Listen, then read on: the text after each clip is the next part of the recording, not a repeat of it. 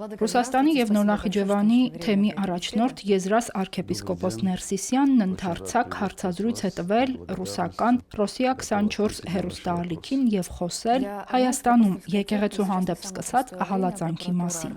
Ներկայացնելով իրավիճակը թեմակալ առաջնորդը նկատել է, թեև 1700 տարվա ընթացքում եկեղեցին ծանր փորձությունների միջով է անցել։ Տեսել է ցեղասպանություն, ստալինյան, ահավոր բռնաճնշումներ եւ այդուհանդերձ ոտքի է կանգնել։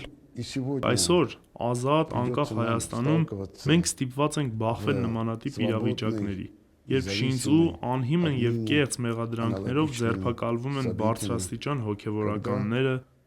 ազգային բարերարներ, եկեղեցու պաշտպաններ, եւ նրանց փորձում են համեմատել ահաբեկիչների հետ։ Նրանց անվանում են օտարերկրյա ազդեցության գործակալներ,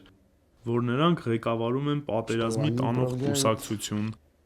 որ հիբրիդային պատերազմ են մղում սեփական երկրի դեմ։ Ես ուզում եմ հիշեցնել եւ ասել բոլորին, որ մեր եկեղեցին միշտ դուրս է եկել նմանատիպ փորձություններից եւ հիմա էլ դուրս կգա ավելի ուժեղ,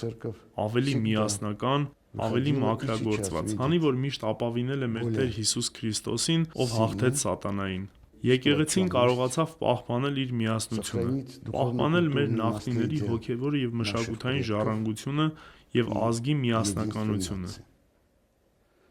Այդուհանդերձ ներկայիս իրավիճակը մտահոգիչ է։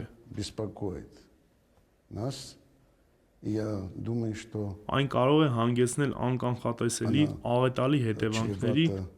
եթե բանականությունը, արդարությունը եւ սերը չհաղթեն։ Սրբազան հայրը ի պատասխան լրագրողի հարցումների անդրադարձել է հայաստանյաց առաքելական Սուրբ եկեղեցու հանդեպ իշխանությունների սկսած հալածանքին, երբ խոչընդոտվում է եկեղեցու բնականոն կյանքը, ժողովների ընթացքը, իսկ պետության ցուցումով դատավորները թեմակալ առաջնորդ են նշանակում եւ ստիպում վերականգնել կարգալույծ հոգեվորականի կարգը։ Լրագրողը Ռուսաստանի եւ Նորնախիջևանի հայոց թեմի առաջնորդին խնդրել է պարզաբանել, արդյոք հայաստանյաց եկեղեցին կարող է ներգրավվել քաղաքականության մեջ։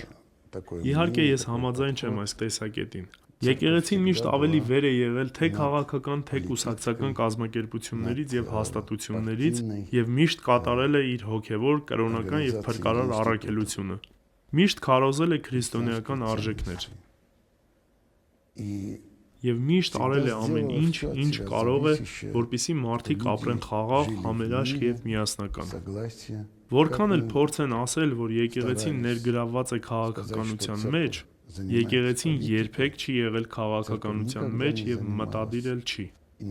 Եկեղեցին իրավունք ունի բարձրացնել իր արդար ձայնը, որպեսզի մարդիկ նույնպես ձգտեն ապրել Աստծո ճշմարտության մեջ, հանուն այս երկրի վրա օրհնյալ կյանքի, հանուն երկրի, աշխարհի եւ ազգերի ապագայի։ Հարցազրույցի ավարտին լրագրողը հիշեցրել է Սրբազանին, որ նա մի առիթով ասել է, թե հայերի համար քրիստոնեական հավատքը կարծես մաշկի գույն լինի եւ խնդրել է մեկնաբանել։ Ես պարզապես մեջբերել եմ մեր 5-րդ դարի պատմաբան Սուրբ Եղիշեին, որը մեզ փոխանցել է քրիստոնեության համար աշխարհում հանուն ազատության, հանուն արդարության մղված առաջին պայքարի պատմությունը, երբ հայերին փորձել են ստիպել ուրանալ Քրիստոսին,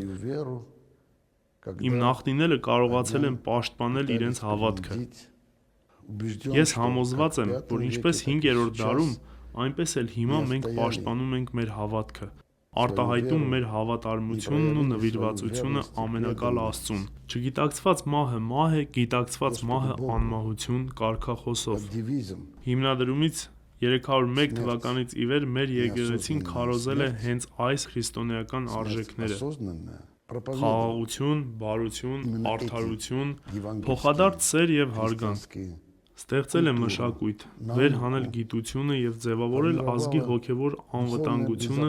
միաժամանակ դնելով ազգային ինքնության անսասան հիմքը։ Եվ հենց այդ առիթով է պատմագիրն ասել, որ քրիստոնեությունը յուրաքանչյուր հայի մաշկի գույնն է։